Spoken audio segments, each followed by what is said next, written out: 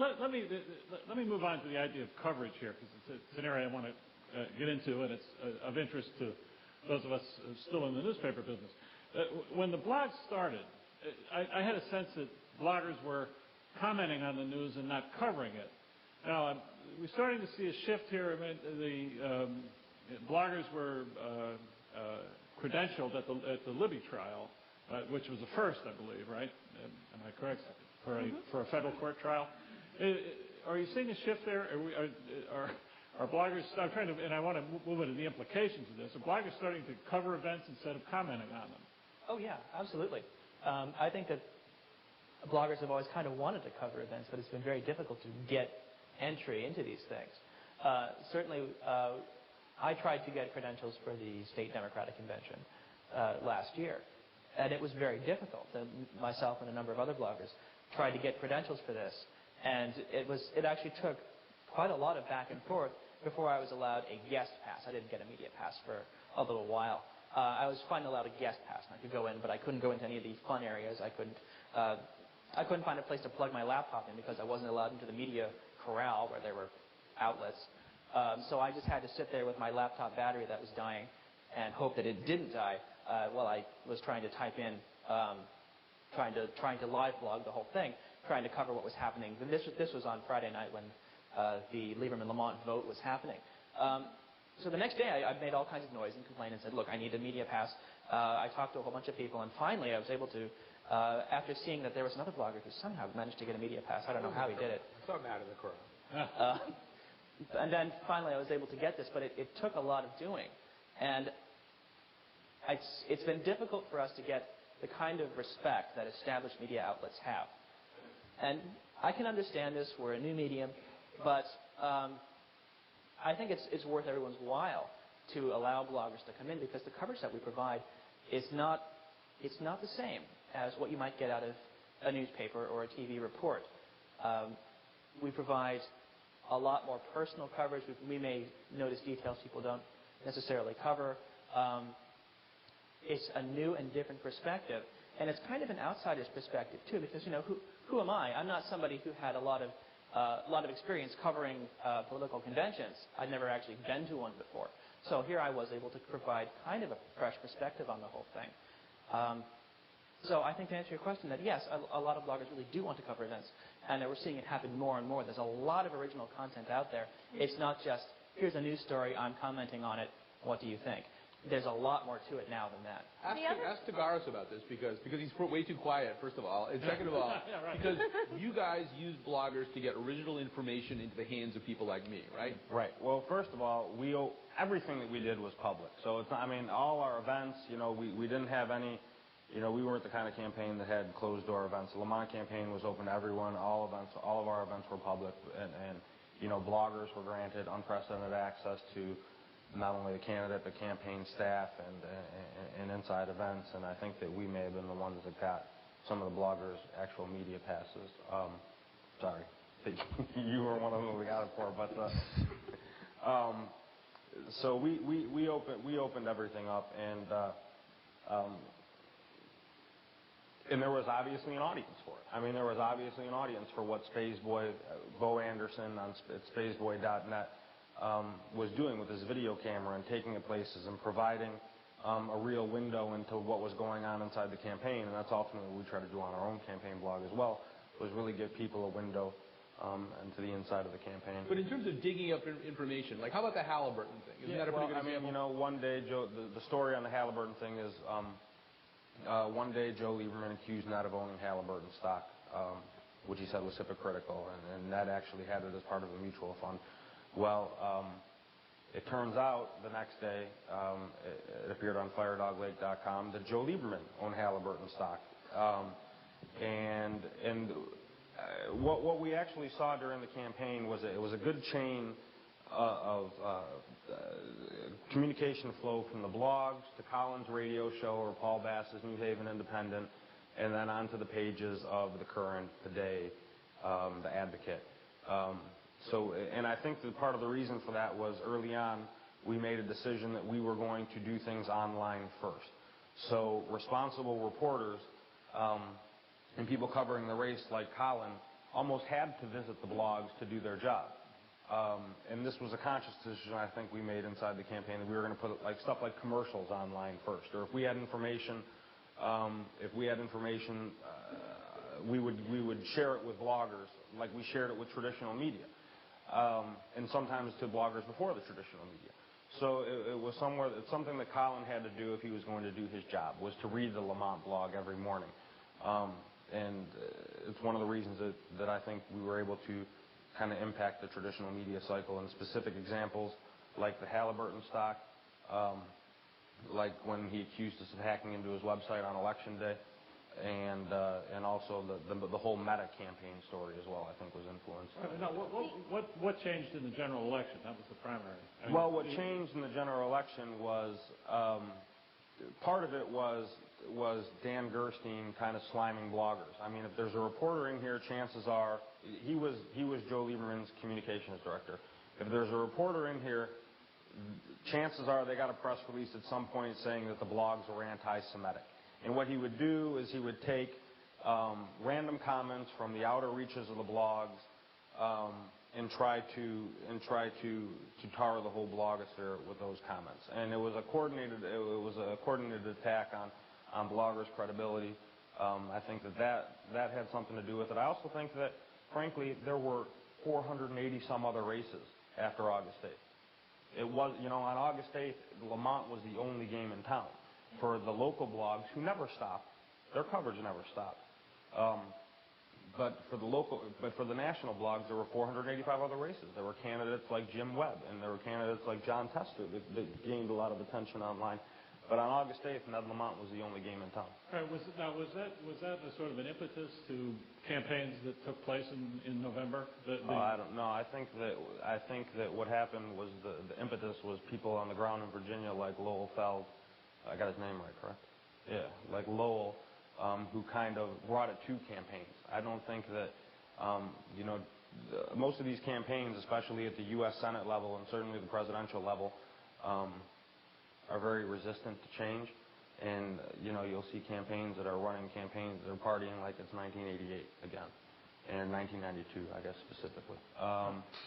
Democrats just love the idea of a war room. Right.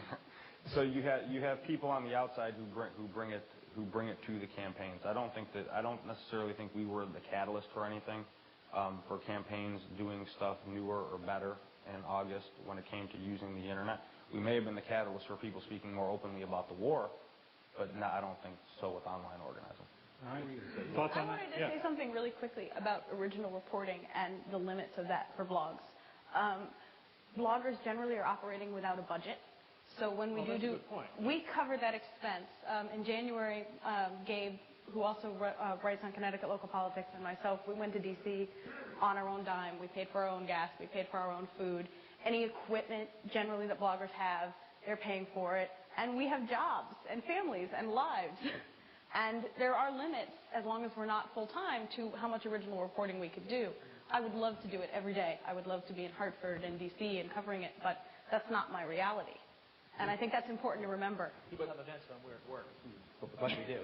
But the video component of this became very significant in this campaign, particularly when you had things like Barbara Boxer out here campaigning for Lieberman, and then getting trapped on video by a blogger asking some questions. Well, why are you campaigning with this guy, given his position about Plan B contraception for rape victims, and then Boxer kind of babbling out a pretty kind of ill-informed answer to that, and then a follow-up question where she really just turned into Porky Pig at the end, was going to go blah, blah. And that gets shot up on 5 or 6 national blogs. Pretty soon it's being watched back in California by her left of center constituents, who are amazed to find out that she's out here stumping for Lieberman, and that she doesn't understand the nuances of his position on Plan B contraception for rape victims, and that becomes a real problem. And I mean, for Barbara Boxer, and I think you might see a little less of that kind of thing in the future from people like her. Let me just add, the gotcha moments during the campaign that Connecticut Bob was party to 99% of the time were fantastic.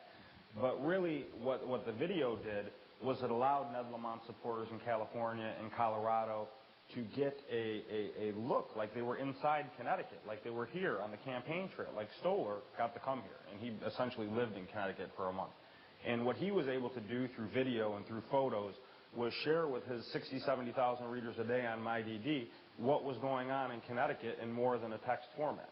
And so I think that the information that you're sharing with supporters was a lot more valuable maybe than the gotcha moments that were just very entertaining. Yeah, the flexibility of the medium is something we haven't talked about, and it allows you to have a different type of coverage, because with a newspaper column or an article, you have to write in this very dry style. But with a blog, you can take pictures, you can do video, you can write, you can ask for suggestions from readers. So one of the really boring events to cover is the National Political Convention, because nothing happens. It's all this weird kabuki theater. No one really knows why they're there. And but so when I went and covered it in 2004, I remember just taking pictures, covering the security, covering some of the other aspects. There's this great moment where I did a photo essay at the Free Speech Zone, where I took a picture of the different, of Ted Kennedy likes to kill babies, Hillary Clinton is a murderer, and these were just pictures, and then the last one was Let's Go Mets. And they just put up the pictures. And it was just kind of funny, but it gave people a sense of the ridiculousness of the event. And that's just something that you can't do with a normal newspaper. Well, there's no reason why you couldn't do it. It's just that newspapers haven't set themselves up to do it. But in terms of the original reporting piece, also remember that the public is really smart, and that, say, Juan Cole, who's a professor and speaks Arabic and has a really deep expertise in the Middle East, is now commenting on issues of concern to the Middle East, can actually parse some of the things that are going on that maybe regular journalists cannot do, because they just don't speak the language and don't have a background in history. Or economists who are now coming in and commenting on the press releases that different administrative agencies release, or any number of genuine experts who can now participate in our public discourse. And that's something that newspapers just can't afford to do, and it's something that isn't expensive. It was always just a medium issue. Well, what newspapers can do, though, is quality investigative reporting, and I'm sensing from theoretically. All right, and most bloggers who have to make a living and all can't, and or do you see that changing in the future? We're more limited at the moment. I mean, there are different types of investigative reporting. And one of the things that reporters, and this is what we saw during the Scooter Libby trial, have a really hard time with, is institutional memory. You can't read across, say that the Scooter Libby trial, where actually journalists were very key, and editors were a key part of the story itself, because it was an issue of smearing someone through the press. Journalists had a really hard time actually understanding their own role in the process. And what you saw with Fire Dog Lake and with the Next Hurrah and with the Huffington Post and Talk Left is that they were reading across sources, and they were comparing the different statements, and were doing an excellent job of understanding just who was lying to who. And that was just an issue. It was just an issue of reading a lot and doing timelines and understanding what was going on, versus reporters who just didn't have the time to get the background right. So they were getting spun by PR flags. And so what you've seen is an incredible story play out, which we're only beginning to understand, where this really a slime attempt against anybody who was involved in this trial that wasn't in the administration's pocket was really rebutted through a blog. And that was I don't know if you want to call it investigative journalism, but it certainly, I would call it that. Okay. Assume you're the editor of a major newspaper. You're seeing the blogging coming. How do you respond to it? Well, I mean, it's not just an issue of blogging. We talk a lot about blogging. It's an issue of the internet. You have to start with a different conceptual framework. And right now, people in editors and publishers, who are, I think, the sort of the most resistant to change, they see their source of legitimacy as coming from their ability to generate profit and their ability to be close to sources, and as opposed to seeing their source of legitimacy come from the public. And really what you have to get back to is seeing your credibility with the public as the only arbiter of whether you're doing a good job. Not questions about bias, not questions about journalistic ethics, but how credible are you to the public? So that's the first conceptual framework. I would make that conceptual leap. And I would say, if you're not serving the public, then you're not doing your job.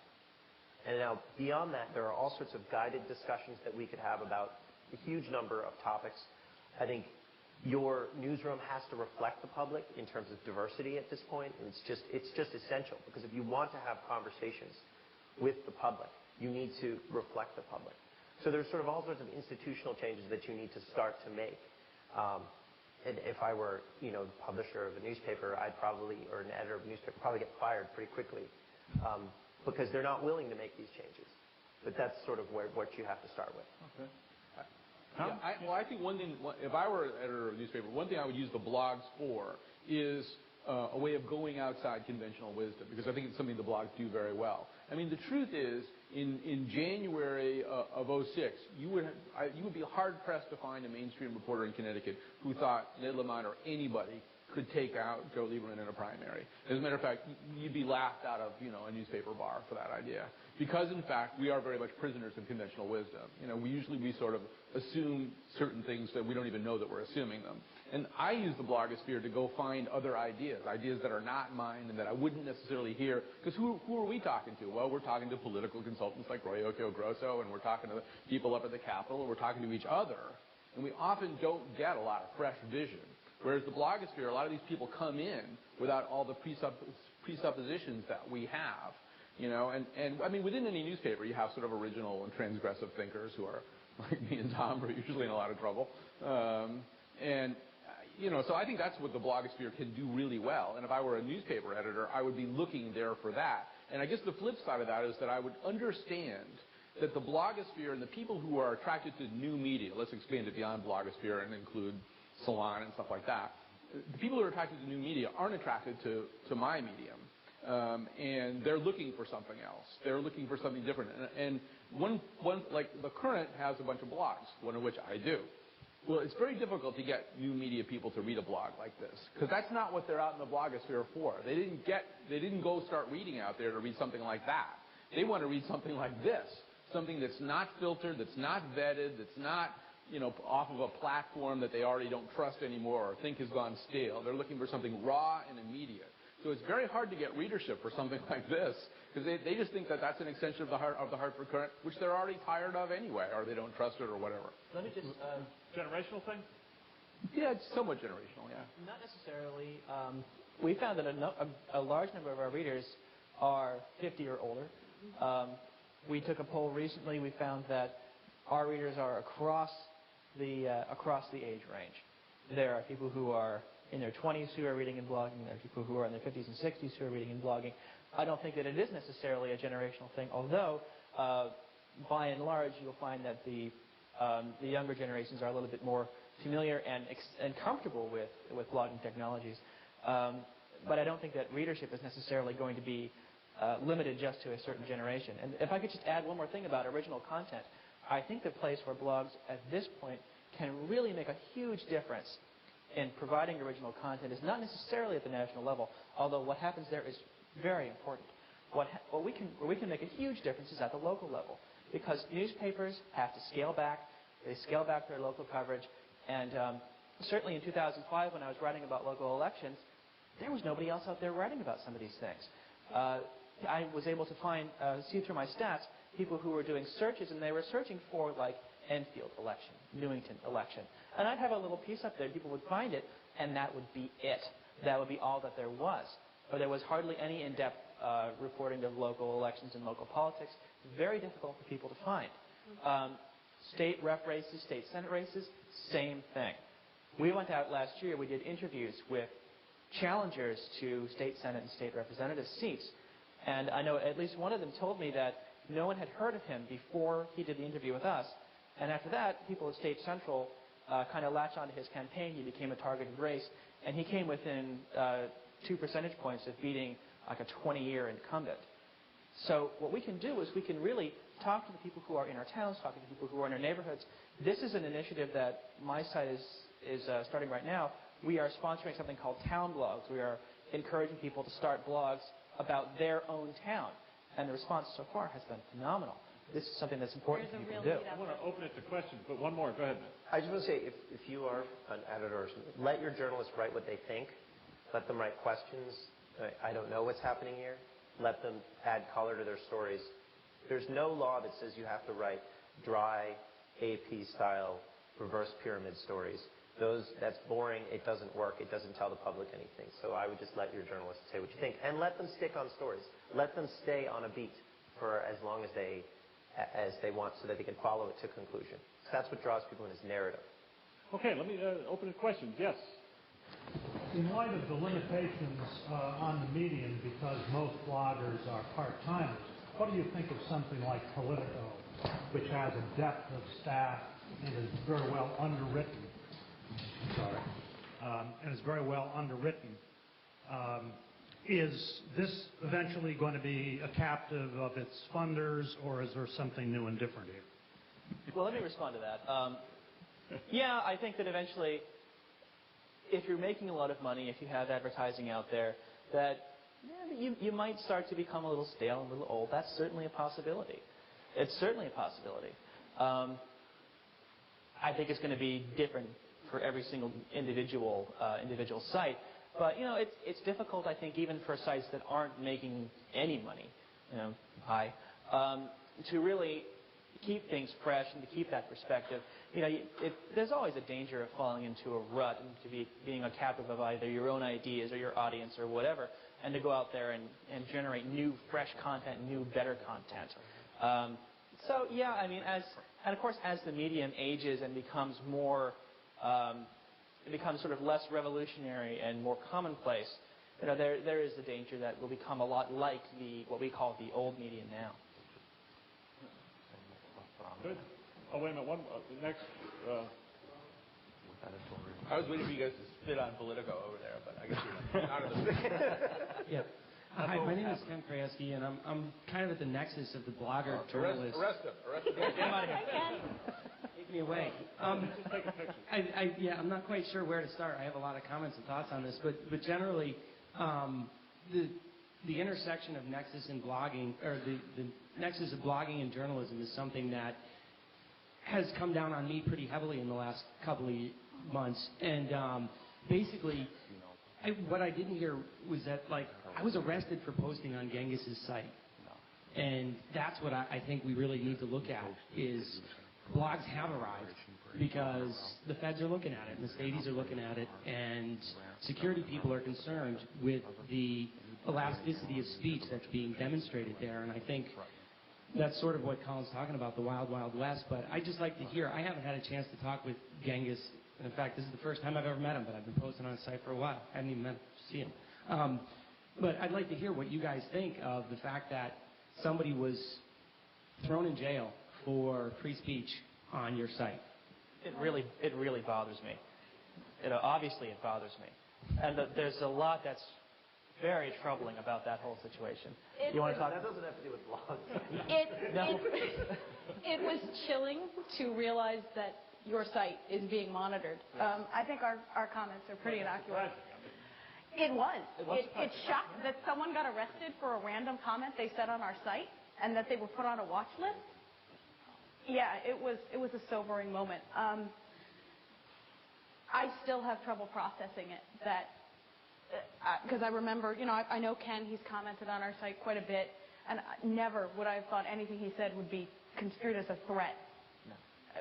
I think we're still processing that. I think so. A couple months later. Yeah. But, to quote, as the Beastie Boys say, you got to fight for your right to party. And that's what's happening right now. This is a new medium. People don't really know how to judge it. And so there are going to be things like this are going to happen.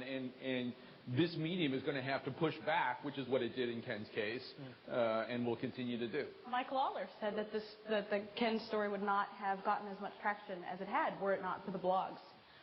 We went insane that weekend. Yeah. It was just surprised all of us in the local blogosphere. Throwing people into jail for arbitrary violations is something that is as American as apple pie. It happens systematically to different communities, and because it's happening now to people who can write on the internet, this audience is white, because it's happening to people who are sort of in educated strata that have never experienced this before, somehow it's an outrage. And it's always an outrage. It's an outrage when people are thrown into jail for free speech or for behavior, that's an abridgment of freedom. Well, we're seeing it in Texas. Illegal immigrants are thrown into jail. Even legal immigrants are put in what are essentially concentration camps. And it happens in African American communities all the time. So what we're seeing right now is that the public, just like Barbara Boxer couldn't hide from her comments in Connecticut, her constituents in California knew it. Well, now all of a sudden, people in different communities are getting a small taste of what it's like to be disempowered in America. Okay. When I want to find a backpack, I Google and write backpack. What do you folks do to find the website that's meaningful amongst the myriad of websites that you're describing? Well, the first thing that you should know is that Tim has rigged Google. So that, I'm serious about this, but there are ways to rig Google so it produces the results that Tim wants. Yeah. And so, Nate, I don't know if you want to talk about that. But. Well, if you're looking for specific content, obviously Google works, but this is very practical. But you can go to a site called technorati.com or blogpulse.com and look for the subjects that you're interested in, and it will give you a rundown of the latest posts on blogs about those topics. So technorati.com and blogpulse.com, and Google has a blog search as well. If you click the More option on the right, and the first option is blog, and you click that, and you can do a search for a different blog topic. What I was referring to, though, is the fact that the Lamont campaign very wisely bombed Google so that when Not you... literally.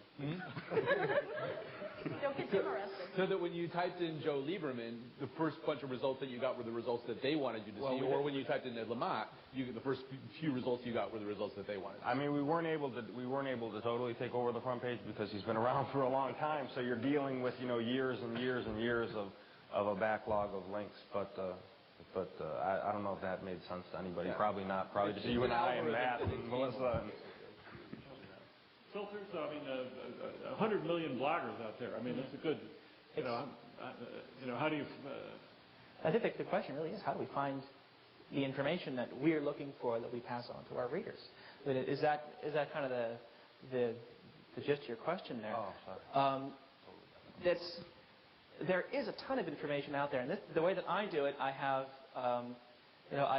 there's a great site, an aggregator called CT Weblogs, which publishes the feeds of all the blogs that it has that it knows in Connecticut. This is a great site, and it's updated every half hour, so I can kind of see what's going on in Connecticut by monitoring this site.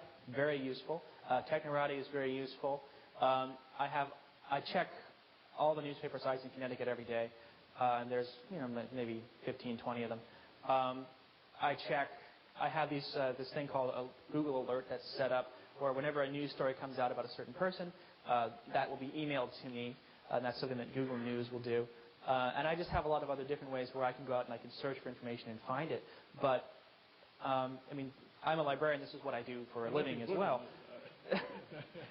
I think the other answer is, the whole idea of the blogosphere is to not have a conventional wisdom, to not have a kind of calcified, hierarchical, structured flow of information. So the real answer is, if you're going to read in the blogosphere, you probably should read kind of a little bit haphazardly and follow threads and links around and see what makes sense to you intuitively and instinctually, instead of deciding that branded information, just because it says the Washington Post on it, it's probably true or good or whatever. Instead of accepting that, go around and read and see who really seems to be telling you the truth or making sense to you in a whole new way. And it's a little bit different from buying a backpack, too. You're really looking for something that is affecting you on a much more intellectual and gut level at the same time. Okay, sure. Hi. As someone who can't get arrested for his political thoughts, I just wanted to... We're working on that. I know you are. Listen, it's a great panel. You've given me a lot of good information. But I want to tell you from the sort of the political establishment side of things, I think the blog explosion is fantastic for a lot of reasons. I think that it's been elucidated here that it breaks out of conventional thinking. I know we've had a lot on the Republican conservative side. There are ones out there as well, not obviously as well developed. I think the Democrats have done a much better job on that. But I do think you discount the fact that one of the panelists said that there's a disenfranchisement. And I think the blogs have empowered people all up and down the line. I know they've empowered people to come to our side of the aisle to get active based on what they've been reading in blogs. It's stimulating thought, stimulating debate. I think that's a good thing. But there is something going on at the Capitol that I just want to alert you all to, which is that there's a bill today being heard by, promoted by Democrats, oddly Democrats, that would instill, impanel a truth code in campaigning. And a lot of it has to do with political advertisement and annotating it, whether it be factual, and then creating an arbitration board to decide what is truth. So I would just point that out to the bloggers if you're really concerned about freedom of speech. This is something that I think would be of great interest to the blogger spheres. I'll make one final point and a question. Where do you draw the line about, as we say, the Constitution protects free speech, but it also protects people from yelling fire in a theater? I think a lot of the times we have to, one of the prices we pay for the blogs is the fact that a lot of information is out there that can be hurtful as well. But just throw that out there for both sides. And I'll meet you out in the parking lot, Colin, if you want to handcuff me. Do you have an example? Excuse me? An example of harmful information? Oh, I'm just saying it. Just so we can address it. Well, I didn't bring the file. Take a typical defamation situation. I can give you an example here. Genghis deals with this stuff all the time. Commenters, we used to have anonymous commenters on our site, so we had no idea who they were. At one point, one of our anonymous commenters posted a ridiculous rumor about a candidate for Congress. And it was, I forget now what the exact rumor was, but it was something that was very stupid and scandalous.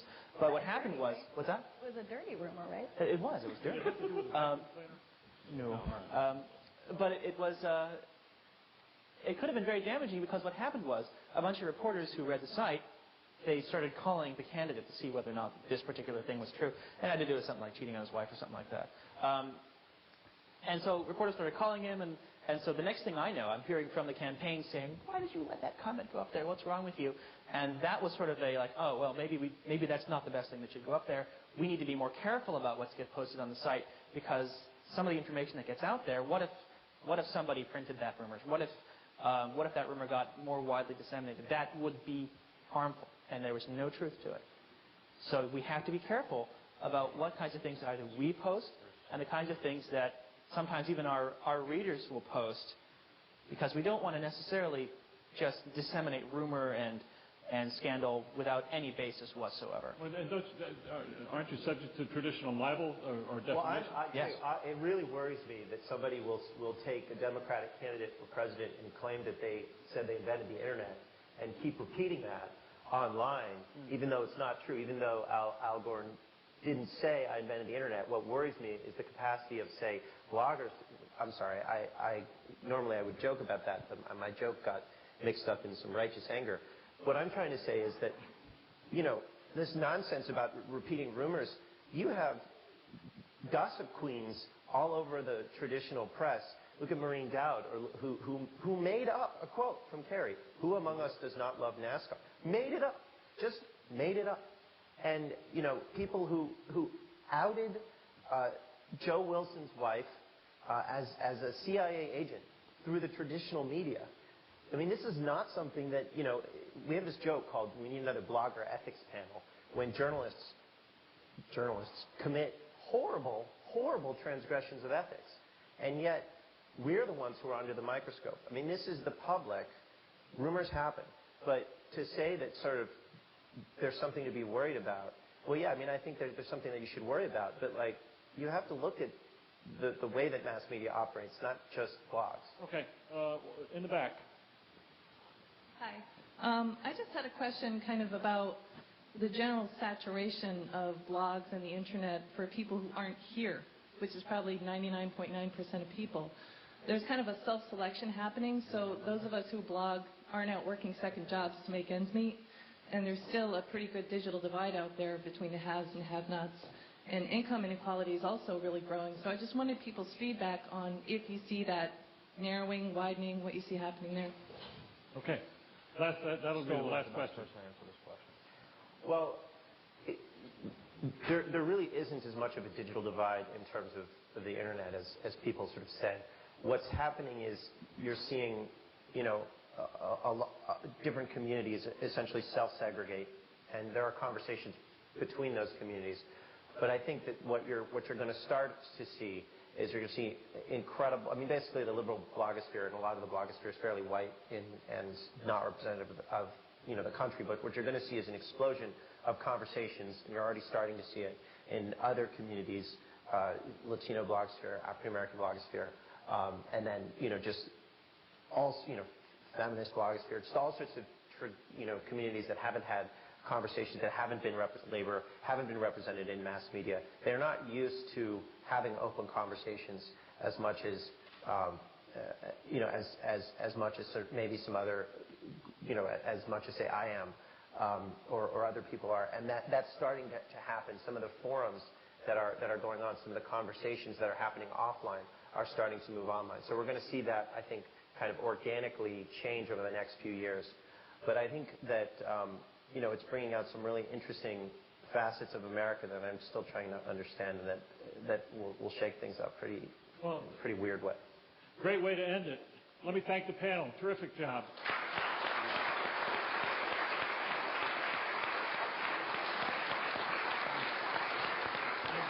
Fantastic. Join us later in the spring for the second Key Issues Forum. Have a great week. Thanks a lot.